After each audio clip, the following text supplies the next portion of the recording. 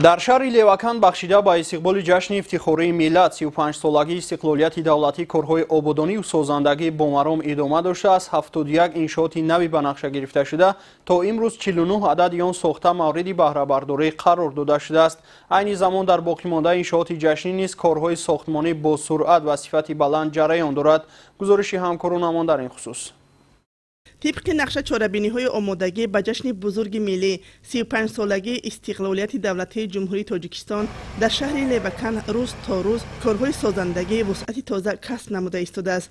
بنیاد ساختمان‌های اجتماعی و اقتصادی در اساس دستور سپارش‌های رهبری سطح عالی کشور با کلاً دگرگون گردیدن سیمای شهر مساعدت می‌کند. ساختمانچیان در انشاءات‌های بنیاد شونده کارهای سازندگی آبادانی را پیش برده تلاش می‌نمایند که موافق نقشه پیش بینی شده با صفت بلند کارهای ساختمانی را به انجام رسانند. با اطلاع مدیر بخش معماری و ساختمان شهر از حساب فعالان و صاحبکاران احسانکار در جماعت‌های دهات این روند ادامه داشته هدف هر یک ساکن وطندوست این پیش از همه آبادی یک گوشه وطن میباشد.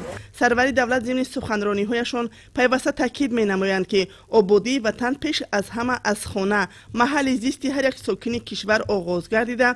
ما در یک جایگی می توانیم تاجیکستان صاحب استقلال را باز هم آباد و زیبا نموده در ردیف کشورهای مترقی عالم معرفی نماییم. بخشیده به جشن 35 سالگی استقلالیت دولتی جمهوری تاجیکستان در طبق نقشه چاره‌بینی‌های مقامات اجرایی حکومت دولتی 71 بنا و انشاءات به نقشه گرفته شده است که 49 انشاءات به استفاده داده شده 69% کارها اجرا شدند. سازندگی و بنیادکاری در جماعت دهات با مرام ادامه دارد. اینچنین در جماعت دهات وحدت از طرف صاحبکاران 4 سیمخانه علاوگی ساخته به استفاده داده شده. اینچنین در جماعت دهات گلستان از طرف صاحبکاران کارها با مرام ادامه دارد. سیمخانه‌های علاوگی ساخته به استفاده داده شد. اینچنین در جماعت‌های شهرک و دهات از طرف صاحبکاران بناهای سرتراشخانه، بنگاه‌های طبی، داروخانه ساخته به استفاده داده شده ایستاده است. در انشاءات‌های جشنی ساختمانچیان با درک بلند مسئولیت شناسی در آبادی شهر سهم نظررس خود را گذاشته ایستادند. گفته شد که نقش صاحبکاران در بنیاد اکثر انشاءات‌های تعییناتشان گوناگون بر اعلی احساس می‌گردد.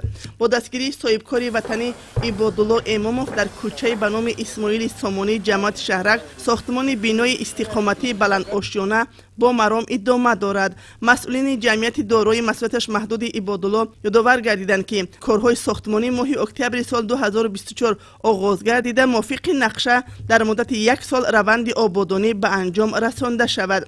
زیاده از 14 نفر ساختمانچیان در بنیاد بینای بلند آشیانه استقامتی سهمگذاری می‌نمایند. تمام شرایط برای وسعت بخشیدن کارهای آبادانی مهیا بوده. ساختمانچیان وابسته به حجم کاری با معاش بسنده تامینند. طول 3 ماه است که در این بینای بلندشونه کار و فعالیت میکنیم. سر وقت معاشمون از 3,500 تا 4,000 سومان میگیریم.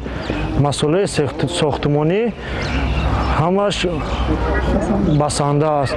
با خوراک گرم تامین کوشش میکنه که بنا را با صفت اعلی به انجام رسونه. بینای نوبنیاد وابسته به طلبات دور طریق زمانوی بنیاد گردیده در آشیانه اول مرکزی سودا و دیگر نقطه های خدمت رسانی به نقشه گرفته شده است. همچنین میدانچه بازی کودکان در شفت این بینای بلند آشیانه پیش بینی گردیده است. در برابر بنیاد نمودن انشاءات‌های گوناگون جشنی ساکنان شهر لیوکان و مسئله آبادانی و کبادیزارکنی شینانیدن درختان آرایشی و سایه افکن گل‌های گوناگون رنگ دقت مخصوص ظاهر نموده تلاش بران می نمایند که در بهداشت محیط زیست و طبیعت گرد و اطراف سهم ارزنده خود را گذاشته صحنه‌های تاریخی در پیش ایستاده را با دستاوردهای نظررس و مهنت اهلانه در راه آبادی دیار استقبال خواهند گرفت.